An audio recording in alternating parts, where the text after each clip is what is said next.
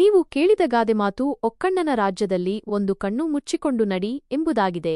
ಈ ಗಾದೆಮಾತು ಒಂದು ನಿರ್ದಿಷ್ಟ ಸನ್ನಿವೇಶದಲ್ಲಿ ವಿವೇಚನೆಯಿಂದ ವರ್ತಿಸುವ ಮತ್ತು ಹೊಂದಾಣಿಕೆ ಮಾಡಿಕೊಳ್ಳುವ ಅಗತ್ಯವನ್ನು ಸೂಚಿಸುತ್ತದೆ. ಇದರ ವಿವರಣೆಯನ್ನು ಈ ಕೆಳಗಿನಂತೆ ನೀಡಬಹುದು. ಒಕ್ಕಣ್ಣನ ರಾಜ್ಯ. ಇಲ್ಲಿ ಒಕ್ಕಣ್ಣನ ರಾಜ್ಯ ಎಂದರೆ ಎಲ್ಲರೂ ಒಂದೇ ರೀತಿಯ ದೋಷ ಅಥವಾ ನ್ಯೂನತೆಯನ್ನು ಹೊಂದಿರುವ ಸ್ಥಳ ಅಥವಾ ಪರಿಸ್ಥಿತಿ. ಅಂದರೆ ಅಲ್ಲಿ ಪರಿಪೂರ್ಣತೆ ಇರುವುದಿಲ್ಲ. ಎಲ್ಲರೂ ಒಂದಲ್ಲ ಒಂದು ರೀತಿಯಲ್ಲಿ ಕೊರತೆಯನ್ನು ಹೊಂದಿರುತ್ತಾರೆ. ಒಂದು ಕಣ್ಣು ಮುಚ್ಚಿಕೊಂಡು ನಡಿ ಈ ಭಾಗವು ಅಂತಹ ಪರಿಸ್ಥಿತಿಯಲ್ಲಿ ವಿವೇಚನೆಯಿಂದ ವರ್ತಿಸಬೇಕು ಎಂದು ಹೇಳುತ್ತದೆ. ಒಂದು ಕಣ್ಣನ್ನು ಮುಚ್ಚಿಕೊಂಡು ನಡೆಯುವುದು ಎಂದರೆ ಎಲ್ಲವನ್ನೂ ಸೂಕ್ಷ್ಮವಾಗಿ ಗಮನಿಸದೆ ಕೆಲವು ನ್ಯೂನತೆಗಳನ್ನು ಅಥವಾ ತಪ್ಪುಗಳನ್ನು ನಿರ್ಲಕ್ಷಿಸಿ ಮುಂದುವರಿಯುವುದು. ಸಾರಾಂಶ: ಒಟ್ಟಾರೆಯಾಗಿ ಈ ಗಾದೆಮಾತು ಹೇಳುವುದೇನೆಂದರೆ, ಒಂದು ನಿರ್ದಿಷ್ಟ ಸನ್ನಿವೇಶದಲ್ಲಿ ವಿಶೇಷವಾಗಿ ಎಲ್ಲರೂ ಒಂದೇ ರೀತಿಯ ಕೊರತೆಗಳನ್ನು ಹೊಂದಿರುವಾಗ ಎಲ್ಲವನ್ನೂ ಟೀಕಿಸುತ್ತಾ ಅಥವಾ ದೋಷಗಳನ್ನು ಹುಡುಕುತ್ತಾ ಕೂರಬಾರದು.